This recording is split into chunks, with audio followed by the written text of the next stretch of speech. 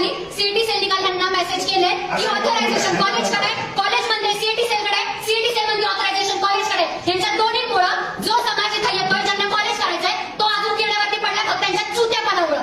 यांना स्वतःला काही कळत नाहीये. यांचं म्हणणं आहे की सीईटी सेलकडे जा, सीईटी सेल मध्ये कॉलेजकडे जा. यांचा काळा बाजार यांना कळलं काय चाललंय. 3-3 लाख रुपयाला सीट विकले. तुमचे मेरिट लिस्ट दाखवा की या वर्षी तुम्ही किती मेरिटनी पोरं भरले. यांनी 3-3 लाख रुपये माझ्या लोकांकडून इथं मॅनेजमेंटनी भरायचे केले. काय बोलू मी आता? गरिबांच्या लेकरांनी शिक्षण घ्यायचं कसं? महाराष्ट्रामध्ये चाललाय शिक्षणाचा भोंगळा कारभार. या महाराष्ट्र राज्याचे शिक्षण मंत्री कुठं झोपा काढतायत कोणालाच माहित नाही. आदरणीय शिक्षण मंत्री साहेब, जर थोडाफार राजकारणापासून जर टाइम असेल ना, तर एकदा महाराष्ट्रामध्ये जेवढे पण कॉलेज आहेत ना, सगळ्या कॉलेजमध्ये एकदा एंट्री करून या जरा.